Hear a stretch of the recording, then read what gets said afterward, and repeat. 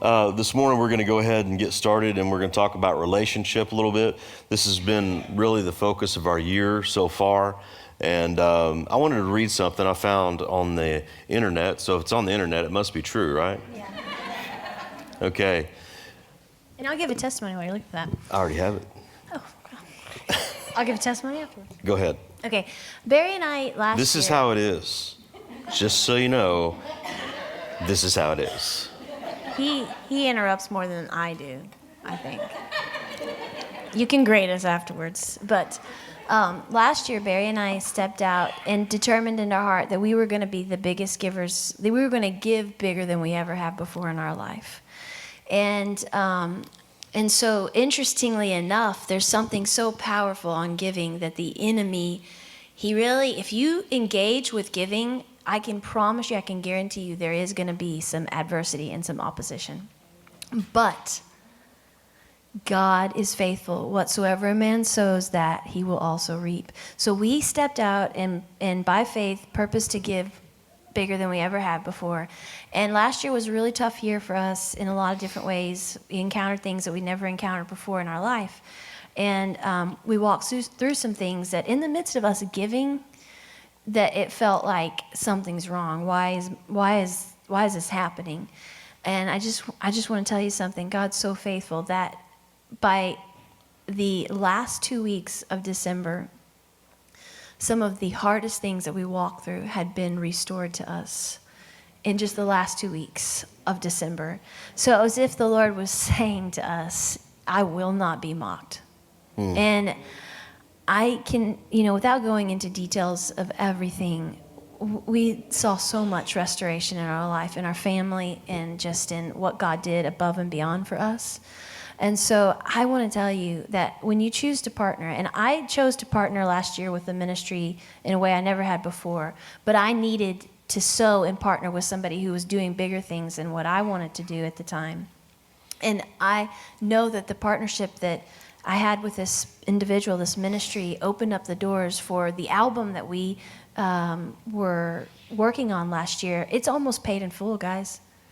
Yeah. And it gets released this year. And I know that it wouldn't have happened had I not chosen to partner with this ministry. I know that it would not have opened up the doors for people to partner with us and what the Lord wanted to do here. So partnership is important, and you can't outgive God. And so I'm telling you, what partnership does is it connects you to the anointing of the one you're partnered with.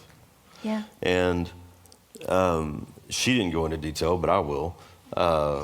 We were living in a camper, and by the end of the year, the Lord had put us in a house, a nice house, like a really nice house that was above and beyond. I was about to sign a lease on it was about a 1,500 square, and I'm not trying to talk down about anything. We have a larger family. We do things in our home a lot. And it was a smaller home. And it wasn't, anybody heard the word feng shui? Yeah. This was anti-feng shui. I mean, it had a bathroom next to the garage, and it was right next to the kitchen rather than, anyway, it was bad. And no closet space, no blah, blah, blah. And I was this close to signing a lease. And this happened 2 or 3 times. I was this close to signing, just this close to doing something, and it fell through. And each time we were disappointed, but we just kept believing. And what God did, now I look back and say, thank God I did not sign that. Thank God I didn't get involved in that. Because in the midst of disappointment in your life, and you have sowed, and it doesn't just mean money. It could be time. It could have been your life. It could have been giving to somebody with who you are. God cannot not grow the seed. He has to grow the seed that you sow. He's required to, because his word says it. And our son, who had been gone for a long time, he's back in the house with us, and he's doing great. The Lord's blessing him, blessing the work of his hands. And so all a seed knows to do is grow. And anyway, that's a testament to God's faithfulness. Last service, we were doing this too. Yeah, we were trying to get to the message and kept going back to this. But the message is good, so let's move forward. All right, so we've been talking about relationships, and I asked Amy to be a part today because you need to hear it from a woman's perspective. We're not necessarily talking about marriage, but some of that will come out. because how can you, I mean, she's my wife, so it's hard for it not to happen. But anyway, I want to read this to you real quick. John Cacioppo, it really feels Italian, but since I'm not, I can't read it right. A University of Chicago social psychologist who studies the biological effects of loneliness presented some of his latest research at the Society for Personality and Social Psychology meeting in San Diego in January. He has found, for instance, loneliness is tied to hardening of the arteries, which leads to high blood pressure, inflammation in the body, and even problems with learning and memory. Even fruit flies that are isolated have worse health and die sooner than those that interact with others, showing that social engagement may be hardwired, he said. In one study, it said that the immune system, over time in people who were socially isolated, it dropped the immune system to where it was no longer able to fight against disease. Genes overexpressed in the loneliest individuals included many involved in immune system activation and inflammation. The bottom line is, when we don't socially interact, because we're hardwired to, there is one God, but he is three people. And he's not, what is it, the word? He's not schizophrenic. A lot of people think God is. You know, people think, well, God has a good, acceptable, and perfect will for your life. So he has three different wills? No, he has a good, acceptable, and perfect that make it good. He has one will for your life. But he is three people. He has three identities within one. And I don't know how he pulls it off, but that's his business, not mine. And that just shows us that social interaction is very important and relationship is key. And my dad had a study that I wanted him to send me, but he didn't get it. I'll do it next week. But it said that people who stay in church live healthier lives, physically healthier, because they're interacting with other people. Now, in some of that, I was thinking about as I was reading this. I want to be able to look over here too. As I was reading this, I realized that sometimes it's not a bad thing to be around things that make your immune system work. We have become a very sensitive group of people physically, where we tend to get sick a lot and all this. It's amazing to me that more sickness has come up in the last, let's say, 20 years than there ever was before. Little things. And we have become a more indoor society. Stuck behind a computer screen, video games, social media. I'm not saying those things are bad. I'm just saying there is value in being outside. There's value in getting dirt under your fingernails. When Amy we started talking yesterday, you know, I've just learned how to weld. I'm on my spare time, which is limited sometimes. I make knives, and I've been putting my garage together because the Lord blessed me with a little shop. And you know, and I like it. It feels good to get dirty sometimes. Now, I don't like to stay dirty as much as anybody else, but it feels good. And it's good for you because it builds your body. It builds immunity within you. That's why kids need to get out. They need to eat some dirt every now and then. I mean, just come on. I mean, make mud pies and all that kind of stuff. You know, clean them up. Don't leave them dirty, but, you know, it's good. So social interaction is key to your success in life. Relationship is key. If the lowest form of prosperity is money, I would say the highest form of prosperity is relationship. Amen. Think about your life. You would die and go to hell were it not for a relationship with Jesus. Jesus is it. Yeah, so last week Barry talked about the four basic needs of humanity, which we want to touch on a little bit today, which I don't know if you guys remember from last year, but last week was acceptance, which is a huge one. I don't know how many of you here deal with rejection, or things that go along with wanting to feel accepted.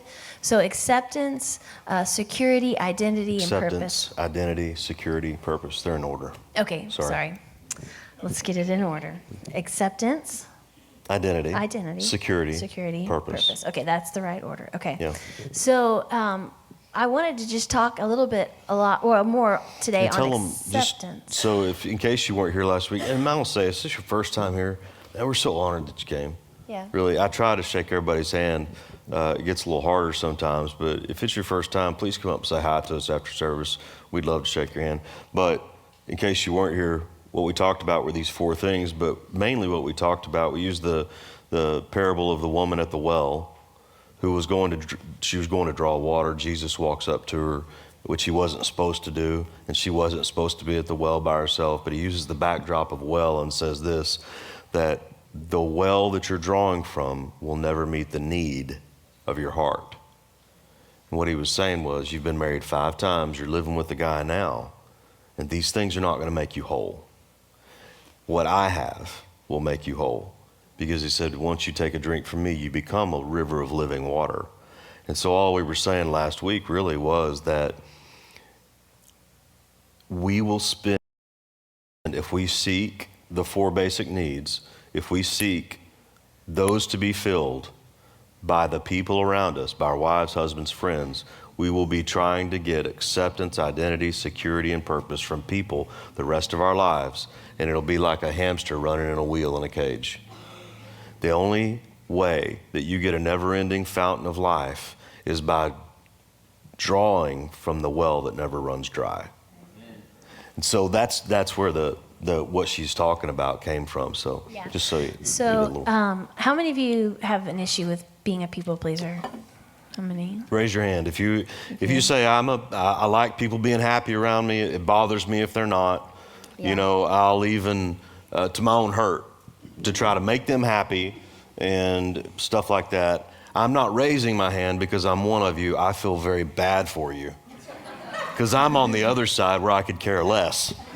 Yeah. And I need healing. I know that. I need healing. We're gonna talk about that because that is an acceptance issue. Yeah. I do not want you to reject me, so I need to accept you. And I need to make you feel comfortable and safe all the time. But there are good things that come along with that. Okay, That's you right. need to surround yourself with people that believe in you, that challenge you. And I'm a believer and he's a challenger. So, and I want to try to give you guys language for stuff that we're just recently coming into some understanding. But I heard a story that's really funny, and I will share it with you. I shared it with First Service. So I'm a believer. I believe in everything. Like if you come to me with an idea or whatever, I'm going to champion that. I'm going to get excited with you about that. And I said this in First Service, but... Can I interject my early adopter thing? Yes, you can. Okay. There are early adopters. There are those that go along, and there are the holdouts. There's 3 types of people. She is an early adopter. That means she accepts everything, everyone, and all ideas. And she's great with it. It has good things and has bad things with it. When the iPhone came out, which I don't have mine, but I have my iPad. The iPhone very first came out, she wanted one like that. She didn't care if it worked well. She didn't care if it was going to have bugs. She wanted one. Why? Because she thought this is going to be amazing. You're going to have a TV and a phone, which was not the norm. I had a flip phone, and texting had just taken off. So she's an early adopter. I go along when everybody else says it's okay because I said texting will never take off. This will never work. Now, and I was looking at it at the mentality of ... for 1 letter, ... for 2 letters. And then you screw up and you got to go back and do all this. Steve Jobs was thinking ahead. Okay. Then there's the ones that go along, and then there's the holdouts, and that is those of you who still have a rotary phone. And it's not just an antique. Not cool. You have it because you will not give it up, So go ahead. So I'm a believer, and I love to believe in people. Barry is a challenger. And so I was going to tell you a story. This is a true story. There was a guy that was on a radio program, and I guess they were talking about his dating life. I'm not really sure the context of why they were talking about this guy's dating life, but he began to talk about a dating experience that he had. And he said that he had gone on this date with this woman, and she was sitting across the table from him. And she just leaned in and she said to him, you know... It was the first date. Yeah, it's the first date. You are so good looking. So... You're starting good. Yeah. She said, but has anybody ever talked to you about your nose hairs? And so, I mean, as you can imagine, this guy shut down. Like, immediately, he concluded the date as fast as he could and took her home and never called her again. And so the lady interviewing him, you know, this is a smart woman. She was like, wait a second. She said, now, can I ask you something? And she said, so what did you do about the nose hairs? And he was like, well, I trimmed them. And she said, you need to get on the phone and call that lady because she just did you a favor. And it struck me. I was like, this is who I live with. And I would have been that poor guy that, you know, thinks he's going great. I would have said thank you. Gone to the bathroom right then, found some scissors. Honey, yes. So, but because I want to please everybody, oftentimes I will not tell somebody something that they really need to hear. Yeah. If you have a booger in your nose, oh, God. and you're I will talking tell to me, somebody that. I'm going to tell you. I feel like I'm doing you a favor for the next conversation. Yeah, I guess. I would want to know. So a total stranger, you would say, excuse me, sir, but... If I'm having a conversation? See, I would yeah. overlook it. I would overlook it. Brooke, how many of you are challengers in this room? I already know, Brooke. Yeah, you're challengers. You have no problem. Why are you not raising your hand? Because you, too, are challengers. Yeah. Just be obedient. It gets over quicker if you're just obedient. So, anyway, I saw those types of challenges as rejection. And mainly because I'm still dealing with finding my identity in the Lord. But as I was growing up in life, I'm a very, happy-go-lucky individual. So I don't always pay attention to things like, is my shirt ironed? Do my socks match? Stuff like that. Well, he's, as you can tell, totally different. Everything's ironed.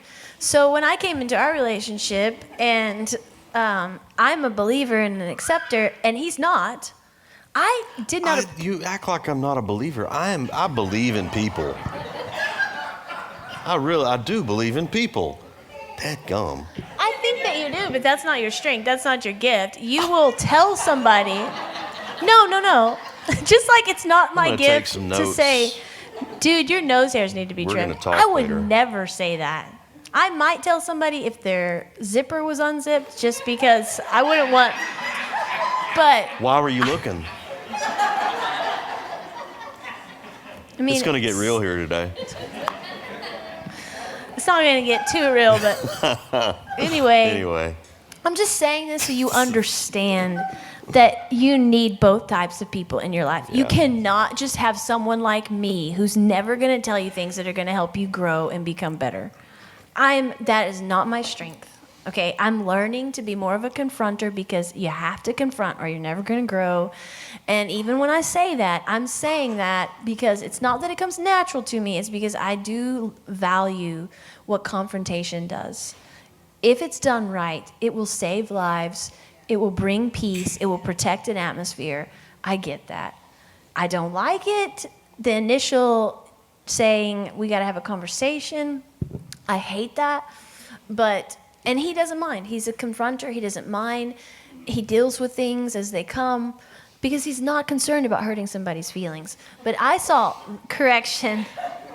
And it's the truth. Anybody that's been around him for any length of time, I'm sure you've been rubbed the wrong way at some point in time by his personality. It doesn't mean anything by it, but that's the way it is. But if you've been around me any length of time, you're going to realize she needs to grow a backbone in some areas. And that's the truth. So let me just try to take up for myself.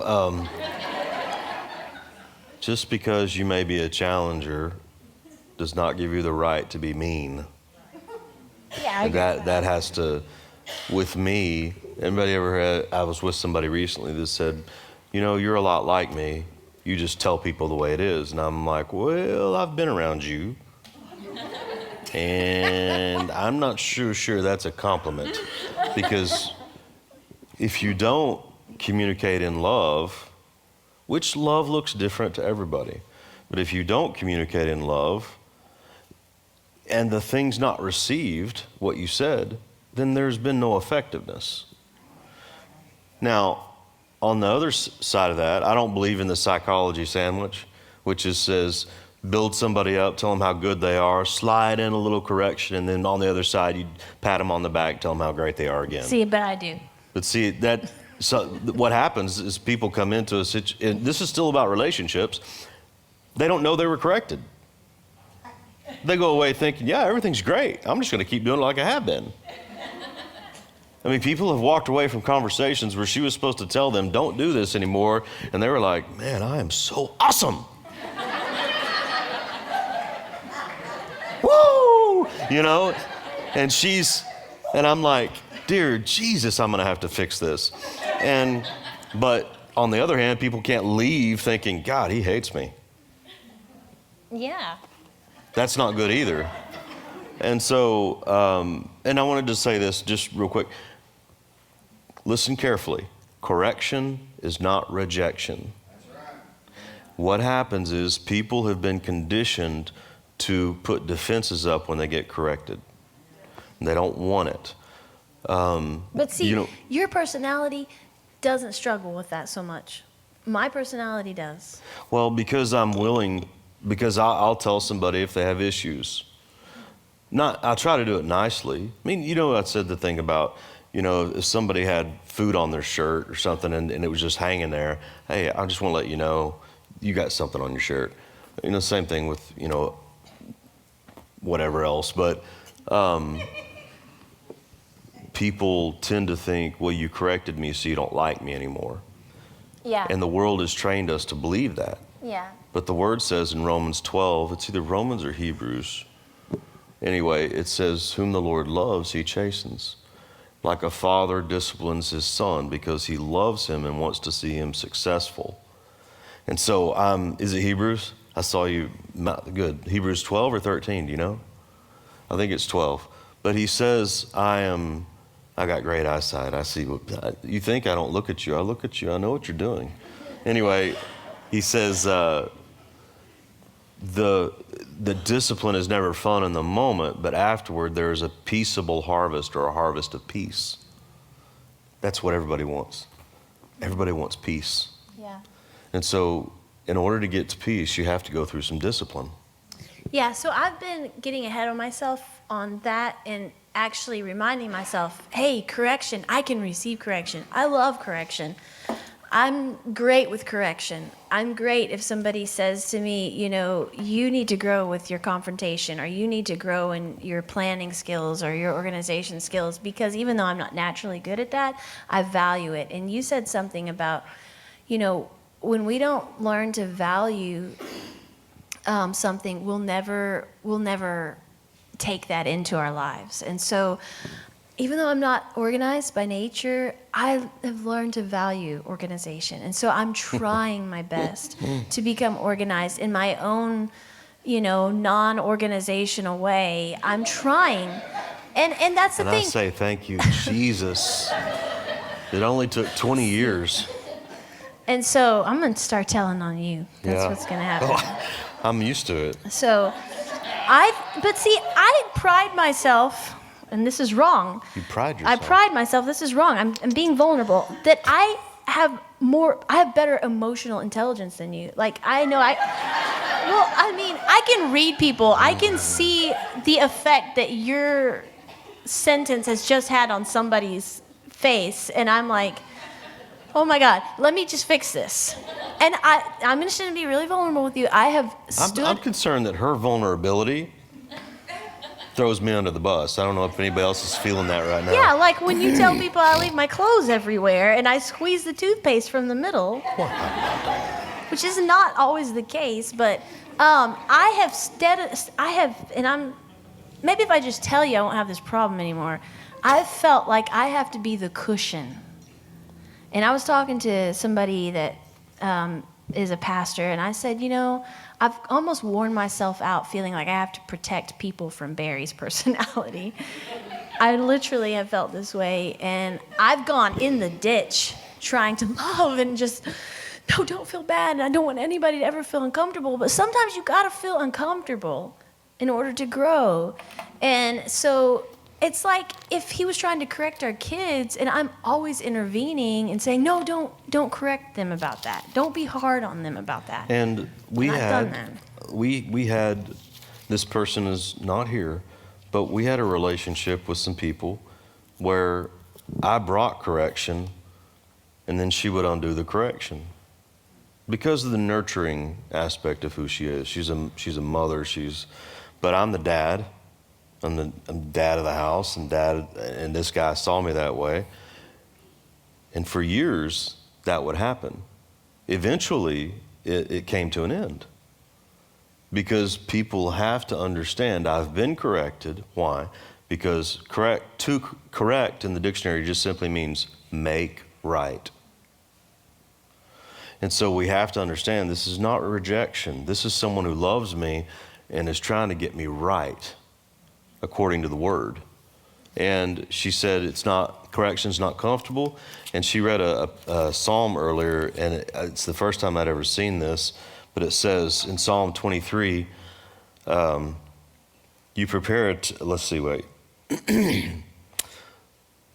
In verse 4, yea, though I walk through the valley of the shadow of death, I will fear no evil, for you are with me, your rod and your staff, they comfort me.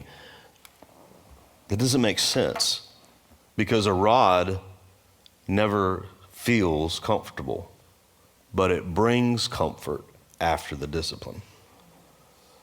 A shepherd has a staff that has a crook, and it's a shepherd's crook, and I guarantee you the sheep don't like it when he reaches out and yerks them in by the neck, but they're thankful when they don't get eaten by the wolf. And he also has a rod just in case he needs to pop them on the head or whatever. You see, or the rod to kill the wolf. Does this make sense? And so we in the Western mindsets, I think we just have such an issue with having to be convenienced all the time and having to have it our way all the time, that when it doesn't go that way, we pout, throw our lip out, won't look at anybody anymore, and hoping that gets us our way. But that's not right. And so because here's the deal though, if you're a challenger, you have to be able to be challenged too. You can't dish it out and then not take it. And I have had to take it. I mean, my dad was here in first service. He is a challenger. Oh my Jesus. I mean, it was like anyway, that's where I come by it naturally. But what I also realize is that my mom's that way too. But I realized I picked up things from my mom that my dad's very sloppy. I mean, he couldn't dress himself if he got paid to. I mean, it's bad. She will lay his clothes out now. But she didn't do that. Because you pick up different things. And this is where all our relationship inventory comes from, really, is our parents or the people that had predominant influence in our life. Yeah. So tying it back into acceptance from the Lord is if we'll realize that we're accepted in the beloved, we'll also recognize that if he's already said we're accepted and yet he corrects us is not a rejection. We're already accepted. It should be reaffirmation. Yeah. Yeah, exactly. It reaffirms, oh, I'm a son. Mm-hmm. I'm a daughter. Yeah. They love me enough to do this. Yeah, and I tell my kids all the time, like earlier today I told Olivia, iron your dress. You need to iron your dress, which I didn't ever have a value for that until I realized that I care about how I look. It does actually make a difference in how I feel and how people see me. And even though I didn't originally have a value for it early on in life because I was just a free spirit, I just wanted to, ride a bicycle or whatever it was I wanted to do.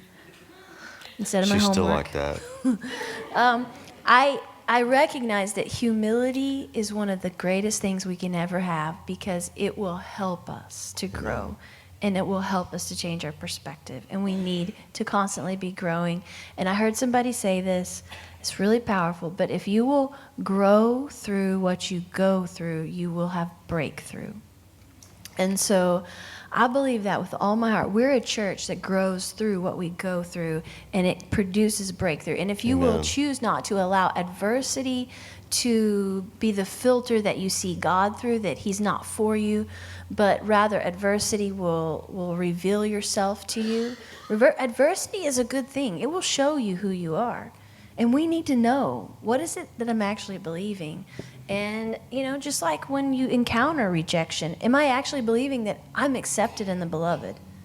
And if you feel rejection a lot, if you're one of those types of people that deals with rejection a lot, you're more than likely you haven't received acceptance from the Lord. And if you find trust in money, like you can't engage with being generous or you can't let go of something, that's an indicator that I'm not trusting. And so what is it that I'm believing that's causing me not to trust? Or is it that I'm not spending enough time with the shepherd who says that he is my everything? Yeah. And so these are just great ways to find out and identify what is it that I'm believing. And so, go ahead. How many of you have ever flown on an airplane? Just about everybody, right? I'm one of my goals is to become a private pilot, just so I can fly. Would everybody say with a resounding yes, you want a pilot that is not correctable and not teachable? No. Anybody want that? No. Because you'll wind up in the side of a mountain. Or off course. Or off course and run out of gas and in the ocean or on the side of a mountain. It's a bad thing. Well, because a pilot has to receive correction almost every minute. Course corrections. Why? Because the one that can see everything tells the pilot, come right, come left, however many degrees, make this your new heading. Why? Because the person on the ground or the person with the eyesight sees where he's going. He sees another plane coming. Possibility of a crash comes up too quick. You can't make the turn. 747, that's a big plane. That takes a lot to turn it. Well, the person who can see everything just saved you from your death. That's God. He can see everything. And so he makes course corrections in our lives. Here's something that'll explain our personality. And this fits other people too. If I see a house burning down and somebody in the window and they're combing their hair and they're acting like everything's okay, I'm going in, jerking them out because I don't want them to die. She'll look and say, oh, they're happy. I don't want to offend them. Well, they're going to, it's just like somebody standing on railroad tracks and they can't see the train coming and they got earphones on. I'm running and doing a tackle to get them off. And it's a matter of, we all need each other. I guess that's where I'm going. I told I gave this example last service that I love business. And it's strange that I don't own. We treat the church as a business in the way we run it and everything, but it's also a ministry. But I try to give advice to people who are in business. And I remember one time I was talking to somebody that I was in a relationship with, and I kept telling them, if you'll put signs on your truck to identify who you are and what you do, if you'll dress nice, you'll be more accepted in homes. Because, I don't know, is anybody here like a nasty, sloppy person coming in their house that's supposed to be there doing something? Listen, people who are in trades get dirty. I get that. I understand that. But I can always tell someone who is professional versus someone who's just there. Right? It's your home or it's whatever. And I even told her, hey, I'll buy this for you if you just get the design together and just, well, no, it's okay the way it is. Whatever you say, it's okay the way it is, you have just limited yourself to not go past that. Don't get disappointed when you don't go past that. because you have to be willing to look up to see more so that you can get there. Well, if we allow ourselves to be circumstantial people, we'll be limited by the circumstances in our life. We need to be those who speak to our circumstances and tell it what to do. That's what the word says. Speak to the mountain, tell it be removed, cast in the sea, don't doubt in your heart, believe those things that you say come to pass, you will have what you say. That's why Jacob says every time you get up here, what we say, we see. And Amy added to it, what we hear is what we say, and that's what we see. Yeah, and I know it's time to conclude, It's but getting close, I thought we concluded. Keep going. Okay. I wanted to say something about pride. Pride will keep you from receiving correction. Just like if that guy had been on that date and that girl said to him, you need to trim your nose hairs. Yeah, that hurt his pride, but he got past that and realized, she's right, I need to trim my nose hairs. And so pride will keep you in a place of, it'll keep you stuck. It'll keep you from growing, Keeps is what you in I'm trying to say. isolation. Yeah, but it'll keep you from growing. And so if we can just let go of pride, especially even when the Lord points something out in our life that you need to trust me more. Well, if we're dealing with pride, we'll be like, I trust you. I'm doing this, that, or the other. Instead of saying, you're right. I receive it. Thank you. I'll adjust. So don't let pride keep you from growing farther in life, going farther in life. Humility is really a mark of a successful person. And so I want to be successful, and I know everybody here in this room wants to be successful. And, I really sense that as we embark more on relationships, that we're going to see things about ourselves that we needed to see, and that we're going to see tremendous growth this year personally. Keep in mind, we can do nothing apart from Holy Spirit. That's right. So there is no personal growth apart from Holy Spirit. You can read all the self-help books that you want, and you can get lost in that world, but realize this, you can do nothing apart from Holy Spirit. So Holy Spirit can identify areas in your life that you need to grow in, but He's the one that we have to be partnered with in order to do anything in our life. So, and I wanted to say this as we conclude. In marriage, oftentimes we don't fall out of love, we fall out of honor for one another. And so I want to just challenge everybody here this week to do something that honors your spouse. And one of the ways he receives love is he doesn't like to see any clothes on the floor. It doesn't make sense to me at all. I don't have a grid for this. If he leaves clothes on the floor, I could care less. She could care less because I don't do it. Well, okay, maybe I could care because my girls have now become two of me, but worse. And I'll go into their room and I'll be like, oh my gosh, it'll stress me out. I'm like, you've got to clean your room. You have to pick up your clothes off your floor. And I'm like, this is how Barry feels. And then I'll get upset with the Lord. I'm like, so are you taking his side? Because I think this is ridiculous. Because I have no value for what he's saying. Because he makes me mad. I mean, honestly, sometimes when you live with somebody, just looking at them makes you mad if they've irked you. I don't know. I felt that way during the service, actually, a little bit. Yeah. So Yeah. stop breathing. You're making me upset. I felt that way many times. He has a value for the clothes being off the floor, and so I'm getting it, and I'm trying my best to never even in my little section to leave any clothes on the floor, and I'm trying to shift my attitude about it, but I'm believing that it's going to help him to understand I like face-to-face conversation without him being distracted, and just I can see it in his mind. I just want her to be quiet. I need something to do while she's talking to me so that I can make it go by faster. She wanted to, I told her, let's do the service tomorrow. And she says, okay, well, let's sit down and let's get some ideas and let's plan. And I'm like, I wish I hadn't asked now. because I tend to be spontaneous. But what I realize is that because we speak different languages, and I said this last week, if she deals in euros and I'm trying to pay her in pesos, it's not going to work out too well. He's cleaning the dishes. I could care less about that. And I just want should you to know talk to me. that since she leaves her clothes on the floor. That she couldn't care if the dishes piled up 50 feet high. Well, I do care. I try to keep the kitchen as contained as I can. But after, when she came home, I pulled a couple of chairs outside, which, we were just sitting out, and then we ended up getting I had a fire going.